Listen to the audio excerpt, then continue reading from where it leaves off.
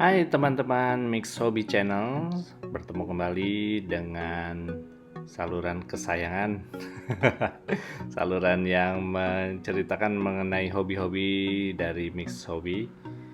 Dan kali ini saya akan membagi pengalaman riding long trip ya. Riding long trip beberapa hari untuk nonton MotoGP Mandalika 2022. Kita terdiri dari saya sendiri, Miko, kemudian istri saya Rian, terus kemudian ada Bro Azhar dengan Triumph Tiger. Oh ya, saya menggunakan Versys kesayangan yang sudah 38.000 km dari baru tahun 2018. Jadi sudah cukup puas pakai dan ya insya Allah sudah cukup menguasai motornya lah. Tahu juga masalah-masalah yang biasa muncul. Kemudian balik lagi ada Bro Azhar dengan Triumph Tiger 800 brand new for him ya. Jadi motornya baru datang langsung digas langsung ke Mandalika. Terus kemudian ada Bro Steven. Dia menunggang Ninja 650 ya. Perjalanan kita bagi beberapa step, ada yang hari pertama ya, beberapa stage maksudnya.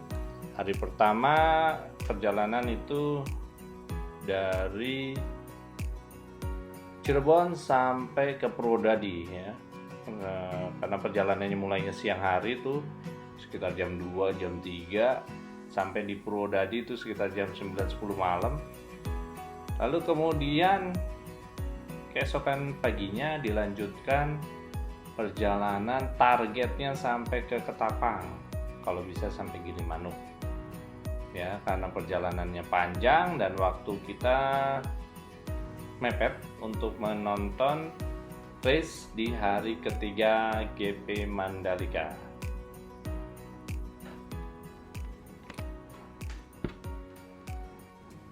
Perjalanan hari kedua ini kita mulai dari pukul 4 rencananya, tapi seperti biasa molor-molor dikit, akhirnya sekitar jam 5 kita jalan ya. Kita masuki jalur tengah tuh dari Purwodadi, kemudian kalau nggak salah ke Sragen, kemudian Ngawi, Nganjuk ya. Kalau salah mohon dikoreksi di komentar. Terus dalam perjalanan kali ini kita sangat bergantung sekali sama Google Map karena kita juga nggak hafal jalurnya. Kita hanya hafal jalurnya melewati kota-kota yang ada di tengah, nama-nama kotanya kita kurang lebih paham, tapi mengenai detail jalurnya sendiri kita nggak hafal. Nah, perjalanan dari Purwodadi ke Nganjuk untuk makan pagi atau sarapan itu melewati Ngawi. Nah ini dia, kita lihat kita melewati perbatasan di daerah Ngawi ya. Jalannya bagus, lebar ya, cukup mulus, dan seperti tadi dikatakan bahwa untuk long trip kita tidak high speed ya, tidak ngebut-ngebutan. Ini kita sempat foto dulu di Gontor ya. Ternyata yang kita foto adalah gerbang female kampus dari pesantren Gontor. Ada kisah menarik, ternyata ayah dari Bro Azhar lulusan dari kampus Gontor ini. Nah, dalam perjalanan ada juga gerimis-gerimis sedikit, ada hujan ya, namanya juga long trip beberapa hari pasti ada panas, ada dapat hujan, lengkap lah pokoknya. Dapat macet, dapat jalan kosong, dapat jalan bagus. Nah, ini tempat kita sarapan. Kita sarapan di hotel dan restoran Nirwana di Kota Nganjuk.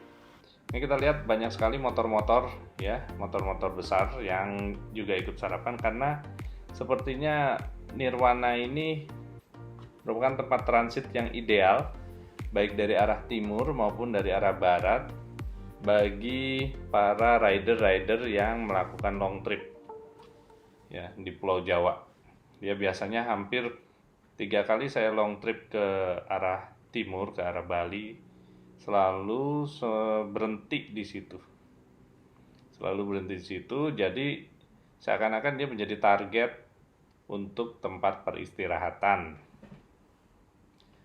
Lalu kemudian jalan lagi, ya, macet lagi, panas lagi, tapi ya namanya juga senang ya, senang touring, maka semua itu kita nikmatin aja, kita enjoy aja dalam melakukan perjalanan nih. Kemudian mengenai persiapan ya, awal persiapan itu tentu fisik harus disiapkan, mental persiapkan, kemudian juga motor juga perlu dipersiapkan. Kalau yang seperti saya bilang tadi, motor saya sudah saya kenal karena sudah cukup lama ya. Kemudian juga sudah menjelajahi ribuan kilometer ya dengan motor tersebut. Nah, kalau misalnya istirahat tuh harus tiap 2 jam ya, tiap 2 jam kita istirahat, baik itu untuk makan ataupun hanya sekedar stretching. Karena panas dan hujan dan juga kelelahan yang mungkin timbul dalam suatu long trip, rehidrasi atau minum air itu sangat penting ya. Itu makanya kalau saya lihat video saya ini, kalau diambil ke arah dashboard itu ada aqua ya yang selalu terisi ya. Kalau misalnya habis ya beli lagi. Karena kalau misalnya tiba-tiba macet ya, agak jauh dari minimarket, itu tentu sangat merepotkan kita ya, terutama kalau misalnya dehidrasi, konsentrasi berkurang, tentu sangat berbahaya. Ini kita memasuki daerah, kalau nggak salah ini setelah Python ya, setelah Utama Raya, pom bensin besar yang biasa kita istirahat. Itu kebetulan ada iring-iringan pejabat, jadi kita agak mengikuti sebentar untuk mencapai arah ke Situbondo. Arah kalau sampai Situbondo, kemudian nanti sampai ke Ketapang.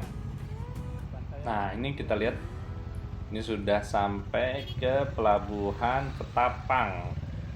Karena dirasa ya tanggung sekitar jam 7-an, jam 7 jam 8 kalau nggak salah ini.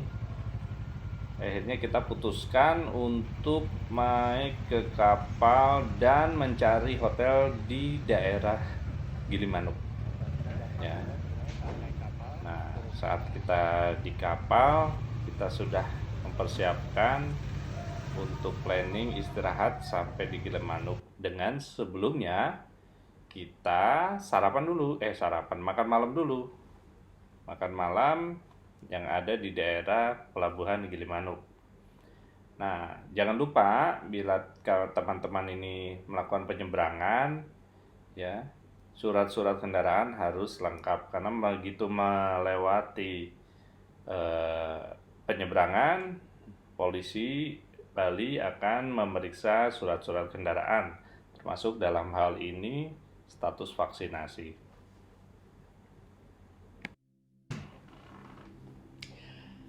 Riding di Bali, start dari pagi di Gilimanuk, suasananya dingin. Kita lewati hutan Bali Barat ya. Pagi-pagi tuh jam 5 kita udah siap-siap, udah packing segala macam. Kita lewati hutan Bali Barat, kita lewati jalur tengah, udah bersiap dengan keindahan Bali. Semuanya sangat senang, semuanya sangat happy, udah bisa sampai Bali. So far so good, perjalanan aman ya, terkendali, kecepatan kita juga terkendali. Dan oh iya, dari tadi belum dibilang bahwa semenjak di daerah sebelum Mojokerto tuh ada Om Agung Mokau. Dia lagi dinas di Kediri. Kemudian kita ketemuan di jalan. Om Agung ini rider menggunakan KTM 390. Jos banget lah tenaganya. Ya, jadi saat ini dalam perjalanan menuju Mataram kita berempat, motornya berempat. Kalau orangnya kita berlima. Ya, kita lihat pemandangan Bali sangat indah. Ya, terasa beda aja gitu dibandingkan di Pulau Jawa, terutama kelengangan dan suasananya ya. Apalagi tuh kita jalan sebelah kanannya pantainya begitu indah ya. Kenapa begitu indah? Karena kita masih bisa melihat jauh ke samping kiri, samping kanan, nggak ada terlalu banyak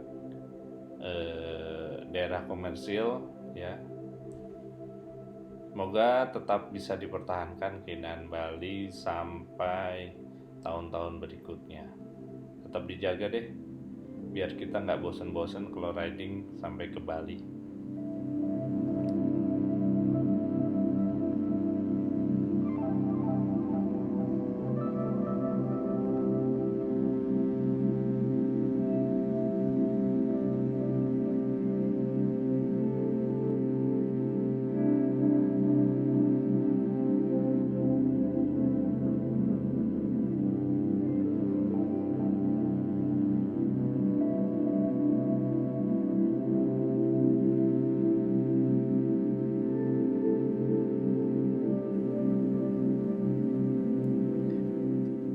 Mendekati area Padangbai.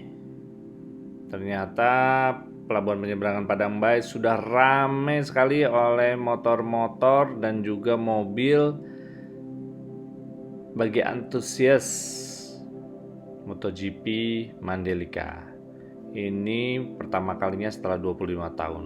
Ini ada foto saya dengan Bro Komai.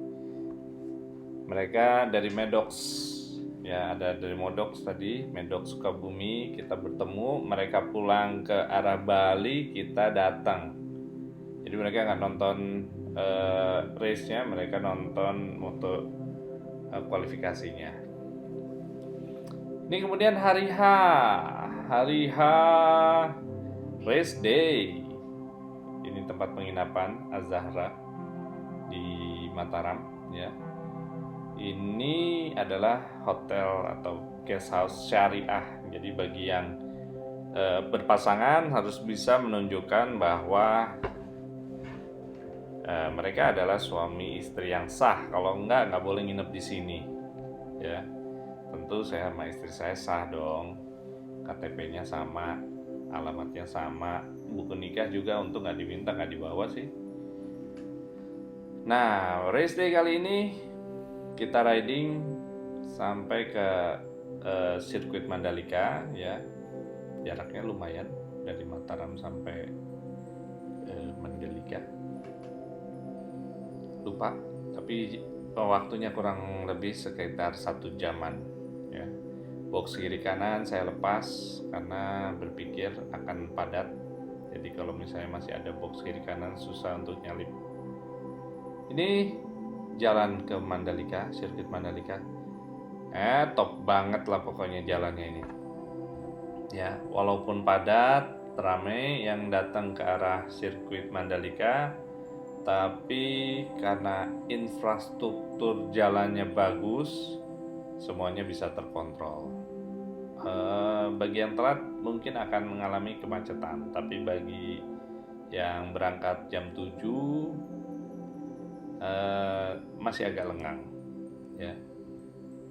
Di daerah sekitar sirkuit sendiri penjagaan sangat ketat ya. Ada checkpoint 1, checkpoint 2. Mungkin yang ditanya adalah mengenai masalah vaksin ya. Kalau yang sudah divaksinasi 2 atau booster sepertinya boleh lewat.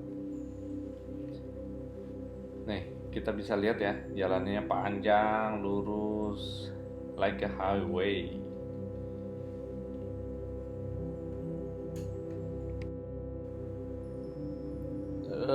Dalam pertandingan MotoGP Race Day kali ini, sebenarnya saya sendiri nggak punya jagoan ya, tapi antusias untuk menonton sangat tinggi. Saya belum pernah nonton MotoGP sebelumnya, baik itu di Sepang ataupun negara-negara lain.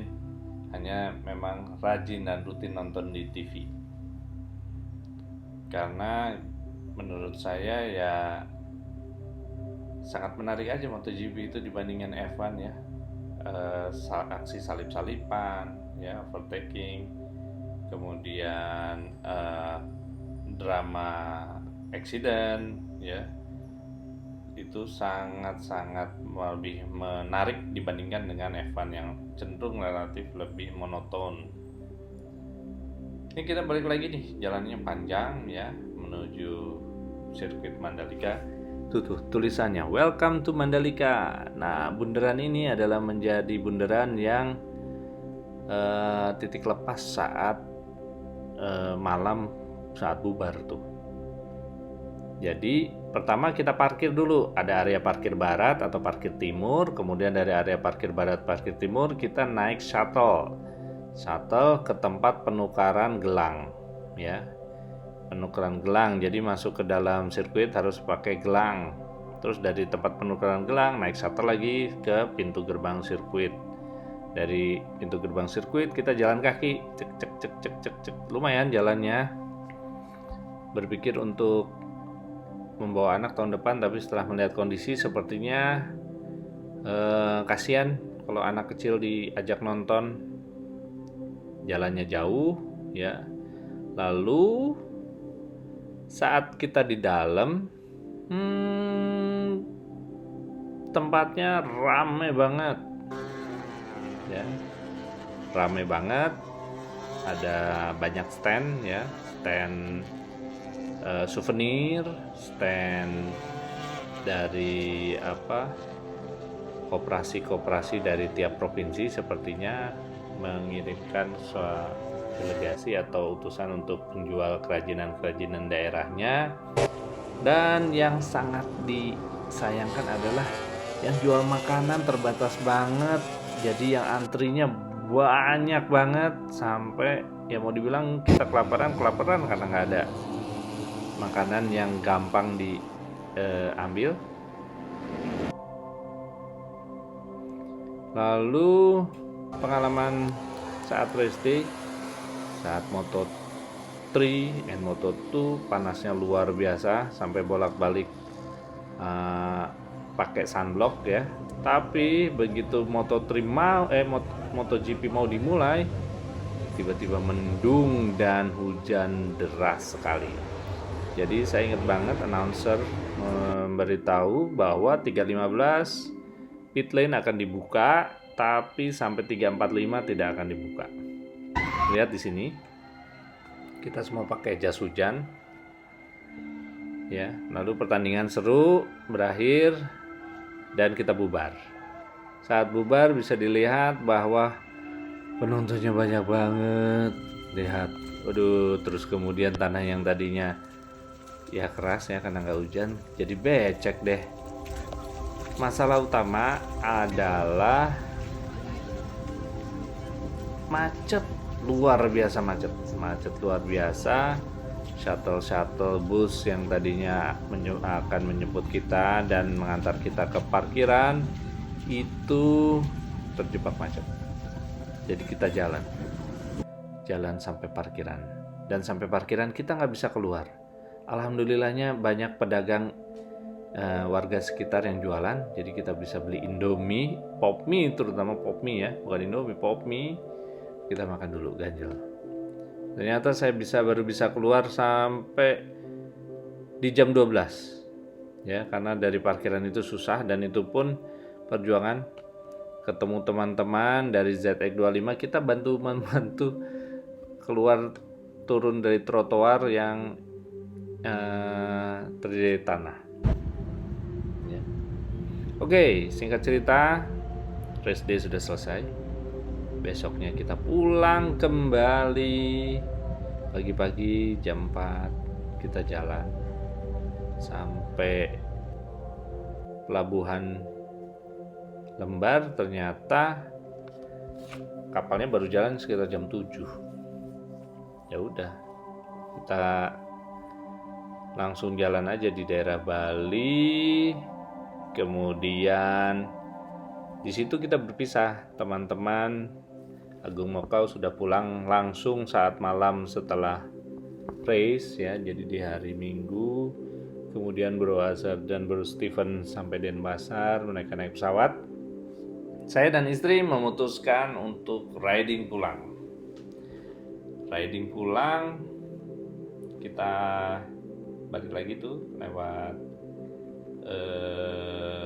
jalur tengah di Pulau Bali, kemudian sampai di pelabuhan Gilimanuk. Kita diskusi lewat utara yang cepat atau lewat selatan yang menantang, namanya juga adventure. Tentu keputusan akhirnya datang untuk lewat selatan. Kenapa? Karena istri saya pernah riding sampai Banyuwangi, tapi dia tidak pernah riding melewati Pacitan. Ya, akhirnya kita putuskan tuh lewat selatan. Hujan terus dong dari Banyuwangi sampai ke Jember. Ya. Nah, kita ngelewati daerah yang namanya Gumitir. Ternyata di sana ada coffee shop. Ngobrol-ngobrol, ternyata daerah Gumitir merupakan penghasil kopi. Jadi kita coba kopi dari daerah Gumitir tersebut, enak juga. Kemudian kita lanjutkan perjalanan dari Gumitir sampai ke sampai ke Jember. Udah lama nggak pernah lewat Jember, kecuali waktu zaman dulu sekitar SMA ya. SMA tuh mungkin 96 kalinya, 96, 97 begitu. Ya, jalannya sangat gelap ya, sangat gelap. Lalu saya juga terkaget-kaget pas sudah sampai Jember. Wow, ternyata kotanya besar, lengkap. Akhirnya perjalanan saya lanjut antara mau nginep di Jember atau Lumajang, dan diputuskan nyampe ke Lumajang. Setelah di Lumajang, kita riding lagi besoknya, dan kita ikuti Google Map ya. Kita arah Malang. Ternyata Google Map mengarahkan ke jalan yang putus. Jadi Google Map mengarahkan lewat Geladak Perak. Nah, dari Geladak Perak tersebut putus ya, kita ada pengalaman akhirnya melihat longsoran atau semburan Semeru ya, yang mengeluarkan banyak sekali pasir, sampai rumah-rumah rubuh, pohon-pohon itu kering, kerontang ya. Nanya ke penduduk sekitar, bisa balik lagi ya, memutar sedikit ke arah utara, melewati desa Curah Kobokan kalau nggak salah, Curah Kobokan dan desa Oro-Oro. Kemudian ya diberitahu bahwa ada beberapa daerah yang akan cukup sulit untuk dilewati karena masih banyak terdapat pasir dan juga melewati sedikit aliran sungai. Tapi diberitahu oleh penduduk sekitar bahwa nggak perlu khawatir karena banyak relawan-relawan yang siap membantu misalnya kita terjadi apa-apa di daerah tersebut. Dan betul saja saat kita lewat setiap posisi-posisi atau daerah-daerah yang sulit sudah ada 2 atau 3 orang yang menjaga. Ya, ada satu jembatan yang dari besi, kemudian ada satu melewati seperti ini pasir dan dilewati oleh aliran sungai. Lumayan tricky, hampir jatuh ya. Lalu kemudian setelah itu jalanan relatif aman ya, jalanan relatif aman, motor-motor besar, motor kecil itu bisa lewat lah dengan mudah. Kemudian target kita di hari ini adalah untuk sampai ke Cirebon. Luar biasa. Targetnya sampai ke Cirebon. Tapi seperti biasa, karena kita long trip, kita tidak ngoyo, kita istirahat begitu tiap 2 jam. Dan syukurnya semuanya bisa dilalui ya. Nih sukarelawan yang ada, yang kita lewatin.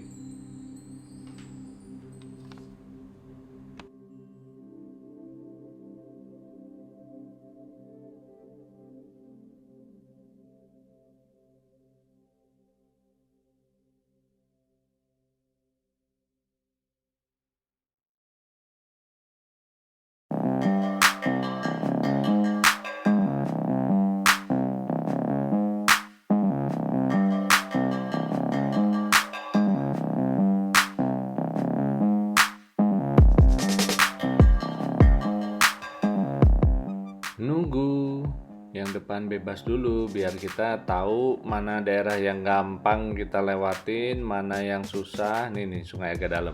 Iya, tapi lumayan aman. Kemudian ini kita nanjak tikungan siku ya. Tikungan siku seperti skrup ya, nanjak lagi. Syukurnya tanahnya ini cukup keras ya, jadi kita nggak kesulitan mengendalikan motor.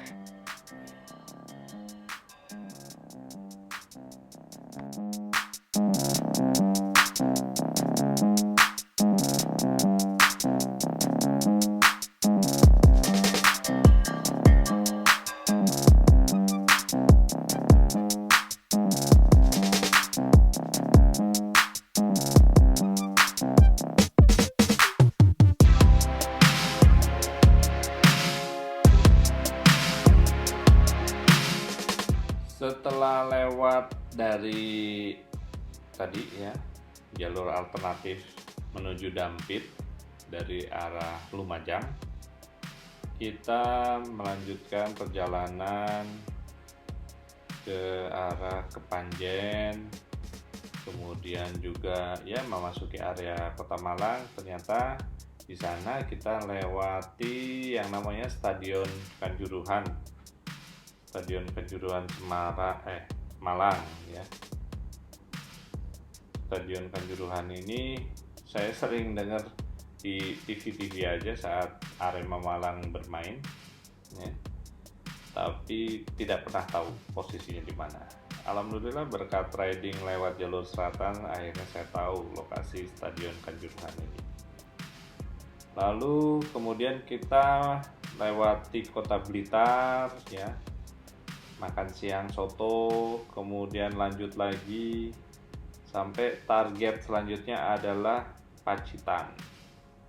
Lumayan jalanan dari Blitar ke Pacitan itu cukup mulus, tapi berkelak-kelok ya, naik turun gunung, dan seperti biasa Google Map mengarahkan jalan yang cukup ekstrim, di mana banyak sekali tanjakan disertai tikungan siku atau skrup ya, kayak ulir skrup seperti itu. Jadi membelok sambil menaik ya.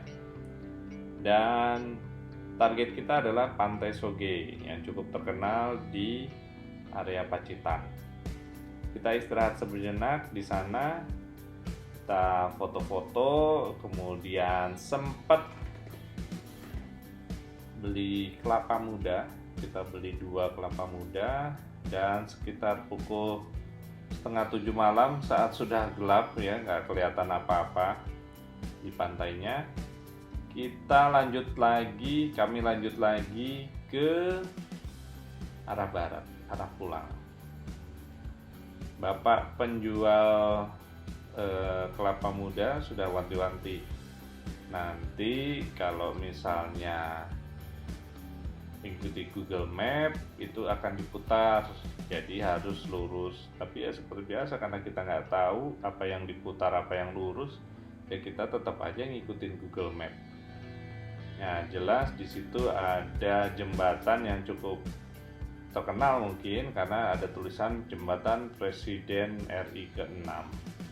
Ya, kita tahu Presiden RI ke-6 Bapak SBY. Kemudian perjalanan, nah ini jembatannya. Nah, mau difoto tulisannya cuma nggak kelihatan ya karena kalah sama cahaya neonnya dari jembatan tersebut. Lanjut lagi sampai perjalanan kita masuki Jawa Tengah. Jalanan kurang bagus di situ, tapi akhirnya dengan tetap semangat untuk sampai Cirebon, kita lanjut perjalanan. Target selanjutnya, titik poin yang harus dituju adalah Underpass Yogyakarta International Airport. Saya belum pernah lewat dan akhirnya dengan bantuan Google Map bisa lewat. Nah, ini melewati underpass dari YIA. Cukup panjang dan kiri kanannya ada semacam gambar patung-patung begitu ya. Cukup lumayan, spooky. Lihat ini sekitar jam 11, 12 mungkin. Sekitar jam 11, 12 ya, kita sampai di situ. Ya, lumayan, sudah cukup exhausted ya, cukup exhausted sekali. Lalu kemudian sesuai rencana, karena targetnya sampai Cirebon, kita beberapa kali istirahat, salah satunya di Dendels ya, di Dendels, kemudian juga di sepanjang jalan menuju ke arah Cirebon. Dan jalannya cukup berlubang ya, jadi cukup melelahkan cari-cari lobak di saat malam yang gerimis. Ya, demikianlah mungkin perjalanan kami dalam nonton MotoGP Mandalika 2002. Terima kasih.